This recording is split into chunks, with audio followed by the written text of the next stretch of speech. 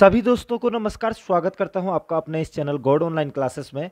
दोस्तों, जैसा कि हम लोग उत्तराखंड लोक सेवा आयोग के अंतर्गत जो समूहों की भर्ती परीक्षाएं होने वाली हैं, जिसमें कि मुख्य रूप से पटवारी लेखपाल भर्ती परीक्षा और पुलिस कांस्टेबल और एसआई भर्ती परीक्षा महत्वपूर्ण है, उसके लिए मैं आप लोगों के सामने आज की वीडियो को लेकर के आया हुआ हूँ।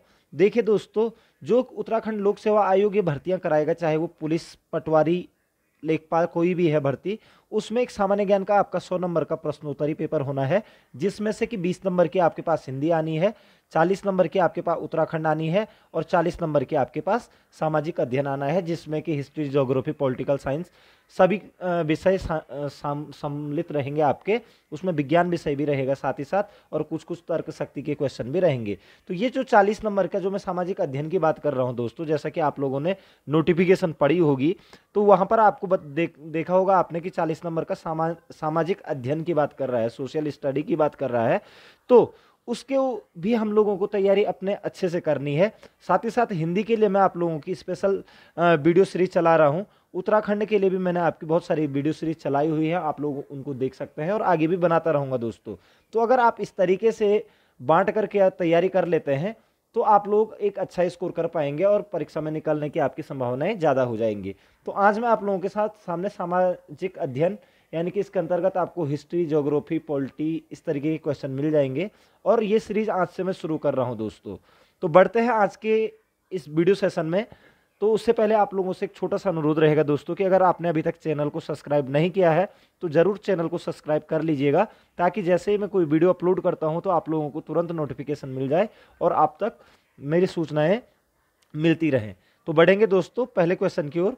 पहला क्वेश्चन आ रहा है दोस्तों, सिंध घाटी की सभ्यता निम्नलिखित में से किस सभ्यता के समकालीन नहीं थी? आपको पता है दोस्तों, जो सिंध घाटी जो सभ्यता थी वो 2350 ईसा पूर्व से 1750 ईसा पूर्व तक चली थी दोस्तों। लगभग ये सर्वमान्य आयु मानी जाती है ईसा पूर्व। ठीक है दोस्तों, ईसा पूर्व। ठीक है, तो सिंध घाटी सभ्यता आपके काफी लोग जानकारी रखते हैं। तो सिंध घाटी की जो सभ्यता थी वो किसके समकालीन नहीं थी?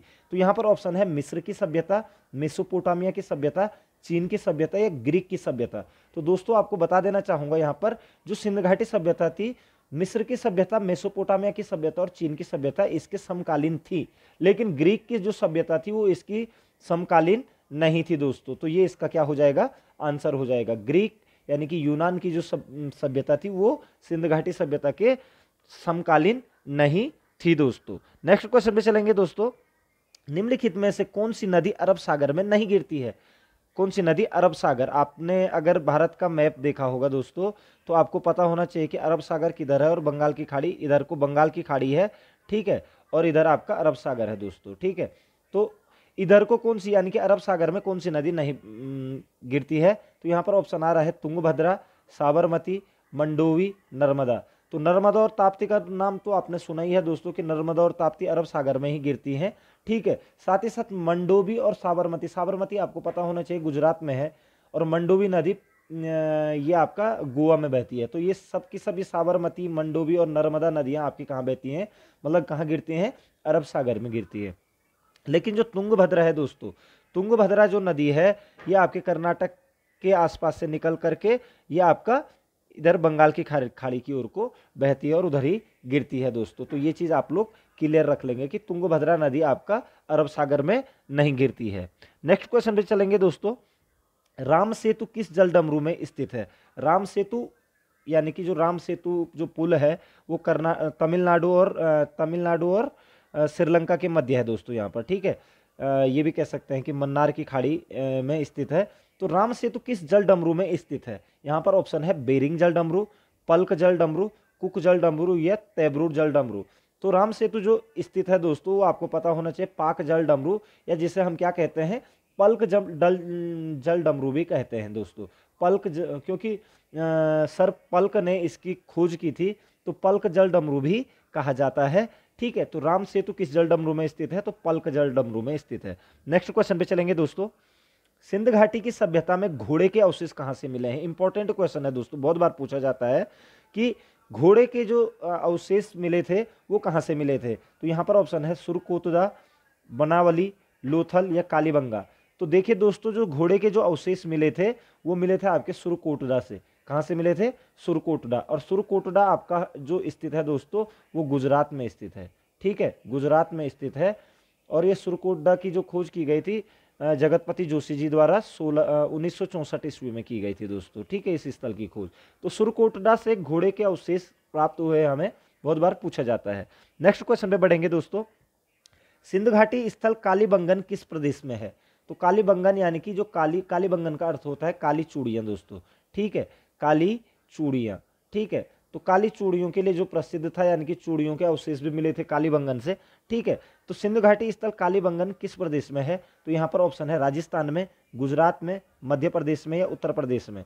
तो देखिए दोस्तों, जो कालीबंगन है वो है आपका राजस्थान में। कहाँ है? राजस्थान में। याद रखेंगे कालीबंगन राजस्थान में है और यहाँ से चूड़ियों के प्रमाण भी मिले थे, ठीक है। कालीबंगन का अर्थ ही काली चूड़ियां होती हैं, ठीक है। साथ ही साथ यहाँ से तांबे के कुछ औजार प्राप्त हुए थे तो कालीबंगन से, ठीक है, तांबे के औजार भी यहाँ से प्राप्त हुए थे। तो कालीबंगन बहरहाल कहाँ है? आपका राजस्थान में स्थित है। नेक्स्ट क्वेश्चन पे चलेंगे दोस्तों।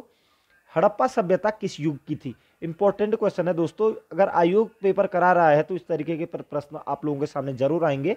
हड़प्पा सभ्यता किस युग की थी? यहाँ पर ऑप्शन है कांस्य युग की, नवपाषाण युग की, पुरापाषाण युग की या लौह युग की, ठीक है। तो सीधी सीधी बात आप लोगों को याद रहना है कि नवपाषाण युग और पुरापाषाण युग हड़प्पा सभ्यता से पहले के काल है, ठीक है। लोहे का तो ज्ञान ही नहीं था हड़प्पा सभ्यता वालों को। अगर क्वेश्चन आता है कि कौन सी धातु से अनभिज्ञ थे हड़प्पावासी, तो आप कहेंगे लोहे से अनभिज्ञ थे, यानी कि लोहे का ज्ञान नहीं था।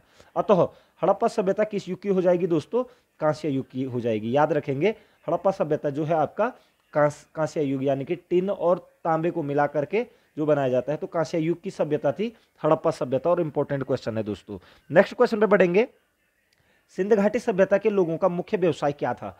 ठीक है, ये क्वेश्चन भी कई बार पूछा जाता है, इंपॉर्टेंट क्वेश्चन है, ठीक है। सिंध घाटी सभ्यता के जो मुख्य व्यवसाय था दोस्तों, यहाँ पर ऑप्शन है व्यापार, पशुपालन, शिकार या कृषि।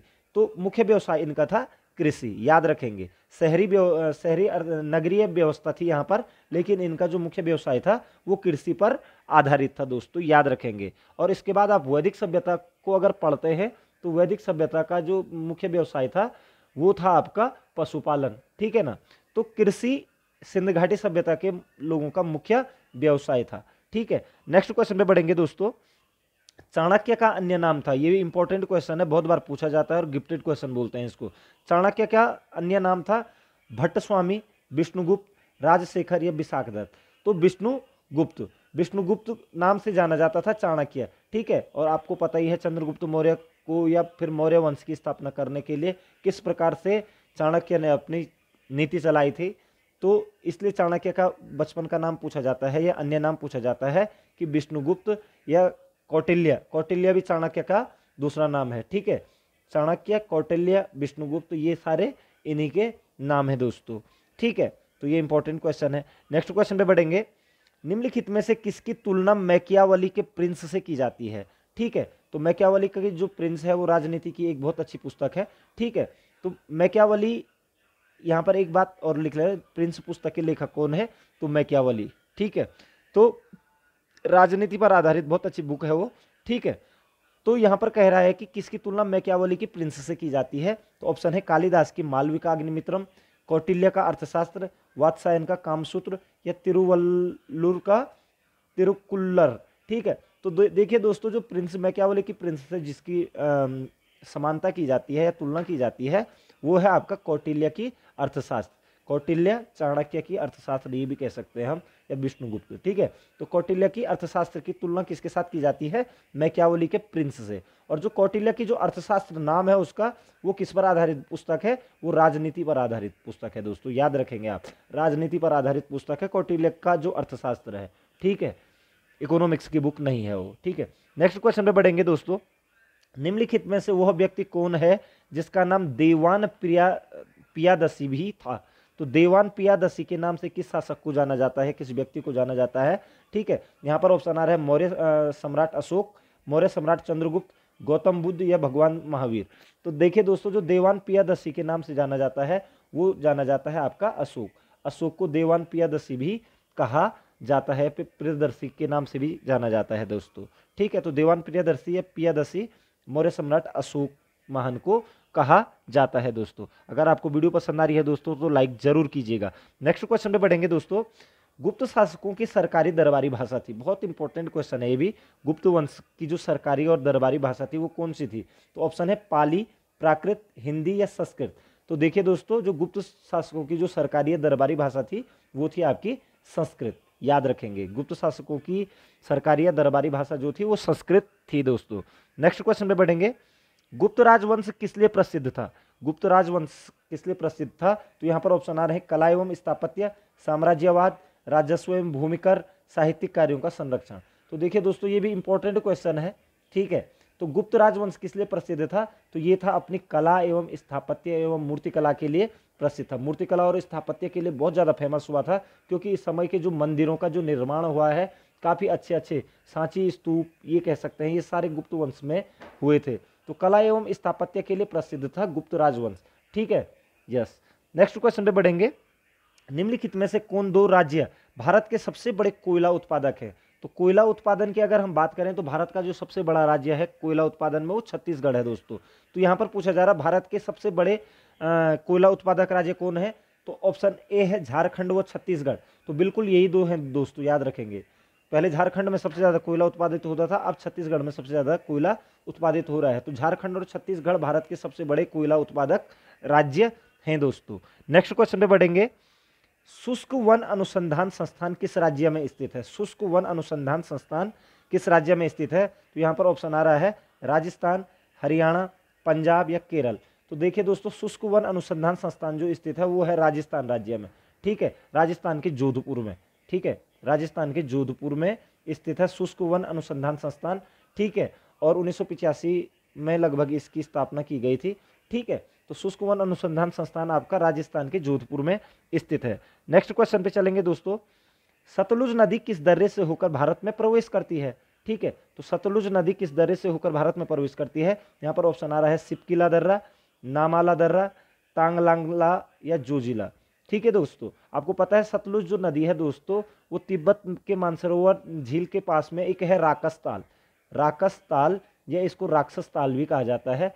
राकस ताल से निकलती है और हिमाचल प्रदेश में सिपकिला दर्रे से प्रवेश करते हुए हिमाचल होते हुए पंजाब से आगे बढ़ती है। तो आपका आंसर मिल चुका है कि सतलुज नदी किस दर्रे से होकर भारत में प्रवेश करती है? तो सिपकिला दर्रे से। और कई बार पूछ लिया जाता है कि सतलुज नदी का प्राचीन नाम क्या था? तो शत्रुद्री, शत्रुद्री, ठीक है, याद रखेंगे।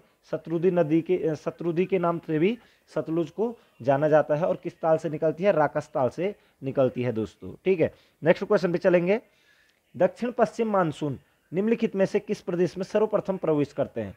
दक्षिण पश्चिम मानसून, दक्षिण पश्चिम मानसून, ठीक है। तो दक्षिण पश्चिम मानसून सबसे पहले किस राज्य में प्रवेश करेंगे? तो कहाँ करेंगे? तो आपका आंसर हो जाएगा केरल में। कहाँ करेंगे? केरल में, ठीक है। तो आपका आंसर ये हो जाएगा दोस्तों। दक्षिण पश्चिम मानसून सबसे पहले किस प्रदेश में प्रवेश करते हैं? तो केरल में प्रवेश करेंगे दक्षिण पश्चिम वाले, ठीक है ना, याद रखिएगा। और दक्षिण अगर पूर्व की बात की जाए तो वो आपके तमिलनाडु तट पे टकराएंगे, ठीक है। तो इस तरीके से आप याद रख सकते हैं। नेक्स्ट क्वेश्चन पे बढ़ेंगे दोस्तों। दामोदर नदी का उदय निम्नलिखित में से किस स्थान से होता है? तो यहाँ पर ऑप्शन है बृहद हिमालय, कुमाऊं हिमालय, सह्याद्री पहाड़ियाँ या छोटा नागपुर। तो दामोदर नदी का जो उदय होता है दोस्तों वो होता है झारखंड में छोटा नागपुर के पठार से निकलती है दामोदर नदी, ठीक है। और वहां से निकल करके बंगाल में प्रवेश करती है। और बंगाल का शोक भी इसी नदी को कहा जाता है। बंगाल का शोक दोस्तों याद रखेंगे। तो बंगाल का शोक किसे कहा जाता है? दामोदर नदी को कहा जाता है। और दामोदर नदी कहाँ से निकलती है? झारखंड में छोटा नागपुर के पठार से दोस्तों, ठीक है। नेक्स्ट क्वेश्चन पे बढ़ेंगे दोस्तों। अरुणाचल प्रदेश के नामचिक तथा नामफुक क्षेत्र किस लिए प्रसिद्ध है? नामचिक और नामफुक क्षेत्र कहाँ है? तो अरुणाचल प्रदेश में है। और नामचिक और नामफुक क्षेत्र किस लिए प्रसिद्ध है? ऑप्शन है कोयला, तेल व प्राकृतिक तेल, बॉक्साइड या जिंक। तो याद रखना दोस्तों, नामचिक और नामफुक क्षेत्र हैं अरुणाचल प्रदेश के, ये कोयला उत्पादन के लिए प्रसिद्ध हैं, ठीक है। कोयला उत्पादन के लिए प्रसिद्ध हैं। नेक्स्ट क्वेश्चन पे बढ़ेंगे। भारत के उत्तर पश्चिम भाग में शीतकालीन वर्षा का कारण है। भारत के उत्तर पश्चिम भाग में यानी कि अगर हम बात करें ये भारत का मैप हो गया, ठीक है। तो ये उत्तर पश्चिम भाग में, या ये पाकिस्तान और भारत का जो उत्तरी पोर्शन है, यहाँ पर जो शीतकालीन जो बारिश होती है, ठीक है, उसका क्या कारण है, ठीक है। तो यहाँ पर ऑप्शन है स्थानीय झंझावात, लौटता मानसून, पश्चिमी विक्षोभ या पूर्वी विक्षोभ। तो पश्चिमी विक्षोभ इसका आंसर है दोस्तों, ठीक है। उत्तर पश्चिम भाग में शीतकालीन वर्षा का जो कारण है वो पश्चिमी विक्षोभ के कारण होता है, क्योंकि पश्चिमी विक्षोभ में क्या होता है, कैस्पियन सागर हो गया, भूमध्य सागर हो गया और अंड महासागर हो गया, यहाँ से ठंडी हवाएं चलती है, ठीक है, और ये यहाँ आकर के गिर जाती हैं, ठीक है। पाकिस्तान हो गया और भारत के उत्तर पश्चिम क्षेत्र में खूब बरसते हैं ये लोग, और ठंडी हवाएं और शीतकालीन वर्षा का कारण भी होता है पश्चिमी विक्षोभ के कारण, ठीक है दोस्तों। नेक्स्ट क्वेश्चन पे चलेंगे। निम्नलिखित में कौन सी एक राजस्थान की जनजाति नहीं है, राजस्थान की कौन सी जनजाति नहीं है। तो यहाँ पर ऑप्शन आ रहा है भील, मीणा, डोगरी या सहारिया, ठीक है दोस्तों। तो मैं ये कह सकता हूं कि भील, मीणा और सहारिया ये आपकी राजस्थान की जनजातियां हैं दोस्तों। भील, मीणा और सहारिया ये आपके राजस्थान की जनजातियां हैं। लेकिन जो डोगरी जो जनजाति है दोस्तों, जो कि आपका आंसर बनेगा अभी, ठीक है, डोगरी जो जनजाति है ये आपका जम्मू कश्मीर, हिमाचल के कांगड़ा वाले क्षेत्र में और पंजाब के कुछ क्षेत्रों में ये जनजाति पाई जाती है। डोगर लोगों की जनजाति को ही डोगरी कहा जाता है, ठीक है ना। तो डोगरी जनजाति आपकी राजस्थान की नहीं है। बाकी भील, मीणा और सहारिया ये पूछ लिया जाता है कि भील जनजाति कहाँ पाई जाती है, तो आप कहेंगे राजस्थान में। या मीणा जनजाति है, सहारिया जनजाति ये राजस्थान की है, और डोगरी जनजाति आपकी जम्मू कश्मीर, हिमाचल प्रदेश इन जगहों की है, ठीक है। नेक्स्ट क्वेश्चन पे चलेंगे दोस्तों। भारत का पहला बहुउद्देशीय नदी घाटी प्रोजेक्ट कब लॉन्च हुआ, ठीक है। तो बहुउद्देशीय नदी घाटी प्रोजेक्ट, भारत का जो पहला बहुउद्देशीय नदी घाटी जो प्रोजेक्ट था दोस्तों, वो था आपका दामोदर नदी घाटी परियोजना। दामोदर बहुउद्देशीय नदी घाटी प्रोजेक्ट था। और इसको कब लॉन्च किया गया, यहाँ पर ऑप्शन है 1948, 1951, 1953, 1956। तो देखिए दोस्तों, जो दामोदर नदी घाटी प्रोजेक्ट था, बहुउद्देशीय घाटी परियोजना थी जो, ये लॉन्च किया गया था 1948 में, ठीक है। यहाँ पर ये चीज आपको याद रखनी है कि बहुउद्देशीय लिख रहा है ये, ठीक है। एक से अधिक उद्देश्यों की पूर्ति के लिए जो नदी घाटी प्रोजेक्ट लॉन्च किया गया था, तो वो उसका नाम था दामोदर नदी घाटी परियोजना, और ये लॉन्च किया गया था 1948 ईस्वी में दोस्तों। नेक्स्ट क्वेश्चन पे बढ़ेंगे दोस्तों। भारत और बांग्लादेश के बीच फरक्का बांध विवाद किस नदी के बंटवारे को लेकर है। तो फरक्का बांध सबसे पहले तो किस नदी पर है, वो है आपका गंगा नदी पर। तो यहीं पर आपका आंसर मिल गया है दोस्तों। और फरक्का बांध विवाद किस नदी के जल बंटवारे के लिए है, तो गंगा नदी पर। और इसी गंगा नदी पर कौन सा बांध है, फरक्का बांध है, ठीक है। यह चीज आप लोगों को क्लियर हो चुकी है। नेक्स्ट क्वेश्चन पे चलेंगे। ताबू मठ किस राज्य में स्थित है। उत्तराखंड के अगर आप प्रीवियस पेपरों को देखेंगे दोस्तों, तो ये क्वेश्चन लगभग अगर 100 पेपर होते हैं तो उसमें से 30 पेपरों में पूछा जाता है कि ताबू मठ किस राज्य में स्थित है, ठीक है। तो ताबू मठ किस राज्य में स्थित है, यहाँ पर ऑप्शन है अरुणाचल प्रदेश में, हिमाचल प्रदेश में, जम्मू कश्मीर में या सिक्किम में। तो दोस्तों ताबू मठ जो स्थित है वो है आपका हिमाचल प्रदेश में। कहाँ है, हिमाचल प्रदेश में, याद रखेंगे आप, ताबू मठ हिमाचल प्रदेश में स्थित है।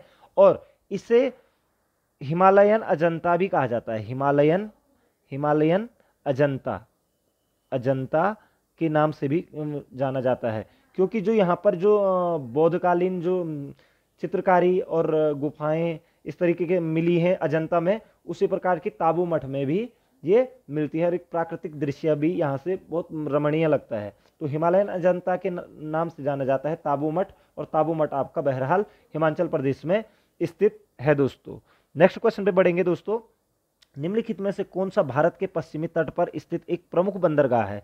तो भारत के पश्चिमी तट की अगर हम बात करें तो पश्चिमी तट पर कौन सा है, हल्दिया, तूतीकोरिन, पारादीप, कांडला। तो यहाँ पर ये हल्दिया, तूतीकोरिन और पारादीप ये आपके सारे पूर्वी तटों पर स्थित हैं दोस्तों। लेकिन कांडला आपका गुजरात में है दोस्तों, और कांडला आपका गुजरात आपका पश्चिमी तट है, ठीक है। तो पश्चिमी तट यानी कि कांडला बंदरगाह पश्चिमी तट पर स्थित है, ठीक है। और ये कहाँ है, आपका गुजरात में पड़ता है दोस्तों, ठीक है, गुजरात में। नेक्स्ट क्वेश्चन पे बढ़ेंगे दोस्तों। लेटेराइट मृदा का रंग कैसा होता है, यानी कि लेटेराइट जो मिट्टी होती है उसका रंग कैसा होता है। क्योंकि आपको पता होना चाहिए दोस्तों, लेटेराइट मिट्टी सबसे अधिक उपयोगी होती है चाय की खेती के लिए, ठीक है, चाय की खेती के लिए होती है। लेटेराइट मिट्टी का रंग कैसा होता है, यहाँ पर ऑप्शन है पीला, लाल, काला या भूरा। तो देखिए दोस्तों, जो लेटेराइट मिट्टी का जो रंग होता है वो होता है आपका लाल, ठीक है, याद रखेंगे। नेक्स्ट क्वेश्चन पे बढ़ेंगे। निम्नलिखित में से कौन सी पृथ्वी की सतह की सबसे निकटतम परत है जिसमें सभी मौसम संबंधी घटनाएं घटित होती हैं? ठीक है, तो पृथ्वी की सबसे सतह वाली पट्टी कौन सी है? आपने देखा होगा दोस्तों, ठीक है, ये आपका ये है इस तरीके से जो वायुमंडल की जो परतें हैं, तो सबसे नीचे है आपका क्षोभ मंडल, ठीक है, जो पृथ्वी से जुड़ी हुई है। उसके बाद समताप मंडल, उसके बाद मध्य मंडल, ठीक है, उसके बाद आपका आयन मंडल, ठीक है, और सबसे बाहर आपका बरही मंडल, ठीक है। तो इस तरीके से आप याद रख सकते हो दोस्तों। तो सबसे निचली परत यानी कि जो पृथ्वी की सतह पर है, ये क्षोभ मंडल है, और इसी क्षोभ मंडल में ही सारी मौसम संबंधी गतिविधियां होती हैं दोस्तों। बारिश आना, ये बादल लगने, ये सारे क्षोभ मंडल में होता है। ये 16 किलोमीटर के दायरे तक होता है पृथ्वी के तल से, और ऊपर आसमान में 16 किलोमीटर की रेंज तक होता है। तो इसका आपका आंसर हो गया कि पृथ्वी की सतह की सबसे निकटतम परत जिससे सभी मौसम घटित होते हैं, तो वो हो जाएगा आपका क्षोभ मंडल, ठीक है दोस्तों। नेक्स्ट क्वेश्चन पे चलेंगे दोस्तों। केंद्र शासित प्रदेश लद्दाख में डैश जिले हैं शामिल हैं? तो केंद्र शासित प्रदेश लद्दाख में आपके दोस्तों 2 जिले हैं, एक तो है लद्दाख और दूसरा है आपका कारगिल दोस्तों, याद रखेंगे, लद्दाख और कारगिल। आपको पता है 2019 में लद्दाख को एक केंद्र शासित प्रदेश बनाया गया था। इससे पूर्व यह जम्मू कश्मीर का ही एक भाग था, या आप ये कह सकते हैं कि जिला था दोस्तों, ठीक है। तो यहाँ पर अब केंद्र शासित प्रदेश लद्दाख में कितने जिले हैं? तो 2 जिले हैं, और ये कह सकते हैं हम कि 2 जिले होने के बावजूद भी लद्दाख भारत का सबसे बड़ा क्षेत्रफल की दृष्टि से सबसे बड़ा केंद्र शासित प्रदेश है दोस्तों। नेक्स्ट क्वेश्चन पे बढ़ेंगे। भारतीय बीमा विनियामक और विकास प्राधिकरण IRDA कई बार पूछा जाता है। IRDA का मुख्य कार्यालय किस शहर में स्थित है, यानी कि इसका हेडक्वार्टर कहाँ है IRDA का? यानी कि insurance regulatory and development authority, ठीक है। जैसे दोस्तों आप लोगों को पता है कि बैंक को रेगुलेट करने के लिए RBI है, रिजर्व बैंक ऑफ इंडिया। इसी प्रकार से जो शेयर मार्केट होते हैं उनको रेगुलेट करने के लिए सेबी काम करती है, और इंश्योरेंस यानी कि बीमा जो कंपनियां होती हैं दोस्तों, उनको रेगुलेट करने के लिए IRDA होती है। और IRDA की जो स्थापना की गई थी 1999 ईस्वी में मल्होत्रा समिति के आधार पर की गई थी, और 1 अक्टूबर 2000 से इसने अपना कार्य करना प्रारंभ किया था। और इसका जो हेडक्वार्टर है दोस्तों वो कहाँ है? तो ऑप्शन है शिमला, कोलकाता, चंडीगढ़ या हैदराबाद।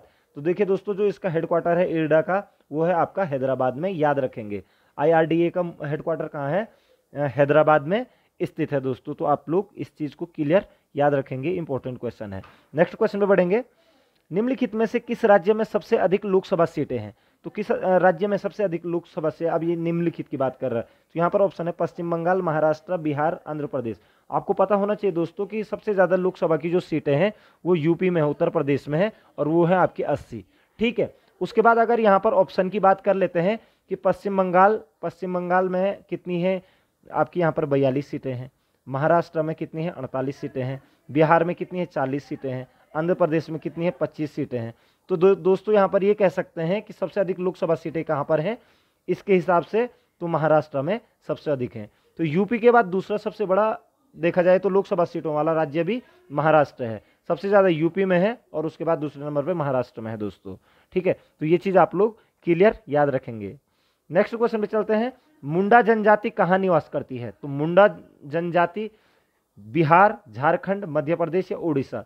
तो मुंडा जो जनजाति है दोस्तों वो निवास करती है आपकी झारखंड में, याद रखेंगे। मुंडा जनजाति कहाँ पाई जाती है? झारखंड में पाई जाती है। तो आशा करता हूं दोस्तों कि आपको वीडियो जरूर पसंद आई होगी। इसी प्रकार से मैं आप लोगों के सामने नई नई वीडियो लेकर के आता रहूंगा, चाहे वो हिंदी विषय है, चाहे वो उत्तराखंड है, या फिर चाहे वो सामाजिक अध्ययन है। तो इन सभी पे वीडियो आप लोगों के सामने आती रहेगी। आप लोग मेरा साथ दीजिएगा, मैं आप लोगों का साथ देता हूं। तो मिलते हैं दोस्तों अगली वीडियो में। आपके उज्जवल भविष्य की कामना करता हूं। जय हिंद,